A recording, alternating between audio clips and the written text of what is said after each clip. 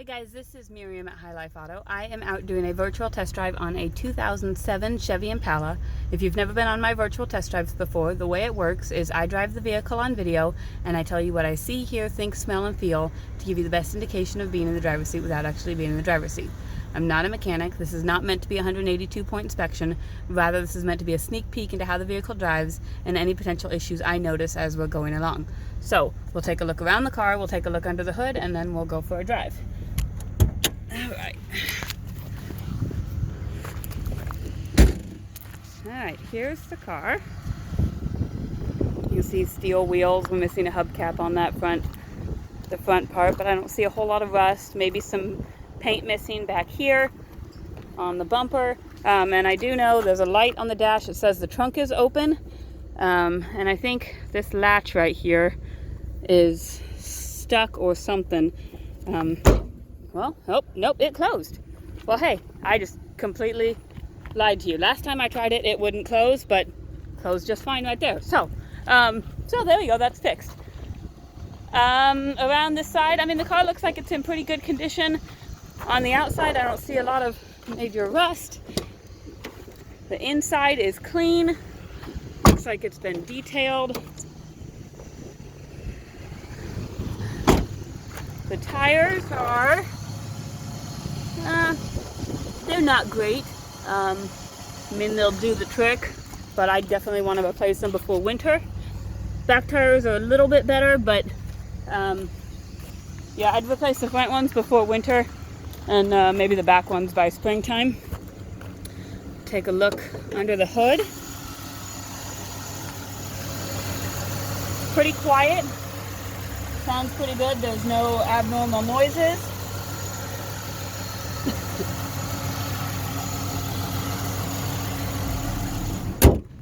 We'll go take a look on the inside and go for a drive. So this one, like I said, an 07 Chevy Malibu. We do have a traction control light on, a tire pressure light, which all the tires looked like they were aired up just fine, but sometimes either if they don't have the sensors in there or if it's down to less than 29 pounds, that'll come on. Looks like it's low on washer fluid. We'll go through this. So odometer is at 164. Let's see what else we've got on here. And let's see, those are settings. I don't care about settings. Okay, so it looks like there's no tire pressure sensors in there, which is why the tire pressure light is on, because it doesn't read anything. Okay, so trying to go through here, 78 miles. I was on here, it said there was like 83% oil life left. I gotta figure out where it is. So the oil change has just recently been done. Oops, that's not what I want. Whoops. Okay, well, anyways, oil change has just been done. ABS light and check engine light are on. Usually ABS light and traction control light at the same time indicate a wheel bearing or a speed sensor. But I'll keep an ear out for that and see if I can hear anything while I'm driving. I'll put you up on my mirror because now I have my little mirror thing back, and we'll go for a drive. I'll turn on the radio while I'm going. Looks like there's a CD in there, so we're listening to some old school something. Let me see if I can figure out how to turn the radio on. Band, that's AM, FM. Alright, so we do have radio. And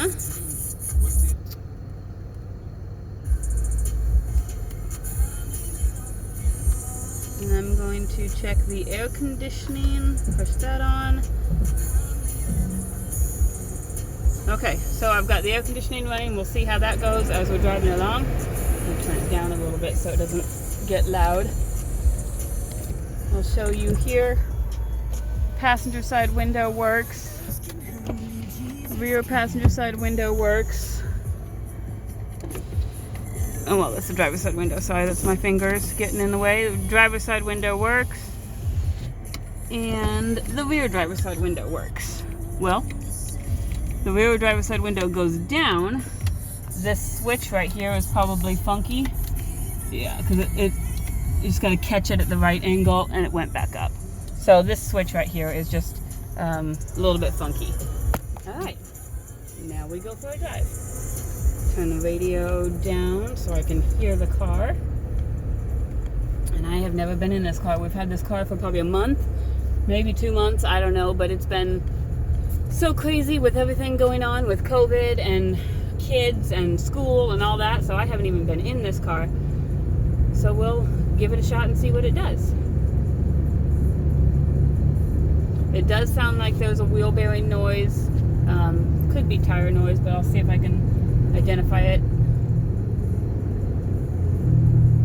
Usually if you turn your wheel one way or the other, when the noise goes away, it's the wheel bearing on the opposite side. So I try and not look like a crazy person as I'm weaving around on the highway.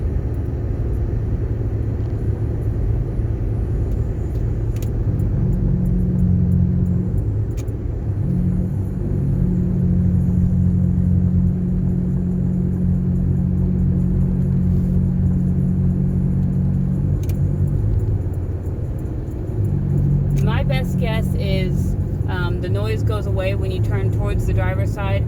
So my best guess is it's the wheel bearing on the front passenger side. That's usually how that works. It's not an exact science. One time I replaced both front wheel bearings and it didn't go away, so it was probably a rear wheel bearing. And when you get underneath there, when you get underneath the car, everything kind of echoes. But it's a pretty good science. So I would imagine that it's the front passenger wheel bearing. If you get a wheel bearing at a parts store, it's probably about $100 and about an hour to put in. If you get it online, it's probably less than $50 and still your hour to put in. So it's not a huge job and it's not a detrimental thing, but it does need to be done. Let's see if I can find my windshield wipers. My windshield wipers work. The car is shifting through all the gears just fine. It's got all the power it needs. That wheel bearing does get louder. I don't know if you can hear that in the video or not, so that would definitely annoy me, and it's probably something I'd want to get fixed if it were me. But I'm checking my cruise here. You can see right there my cruise indicator is on the top right of my screen. So my cruise does work. So, and the air is blowing cold. So it appears that everything works well on this car. There is just a couple things that need to be addressed. The check engine light, if that's something that bothers you. For me personally, I don't bother with it unless my car is running funny. The wheel bearing is probably top priority. But other than that, it seems like a really good running car. Chevy Impalas are notoriously reliable. Chevy made a good car. So if you have any questions, I know that I don't hit everything. I know there's things I miss. So if you have any questions, feel free to text me. My phone number is 309-267-7200, or text Matt. His phone number is 309-337-1049. Or you can message us on Facebook Messenger. Texting is the fastest. Facebook Messenger is the second fastest. And then if all else fails, you can email us. And that's the third. It's probably the slowest way to get a hold of us, but it will still get a hold of us. So if you have any questions, hit us up. We'll see what we can do. Thanks, guys.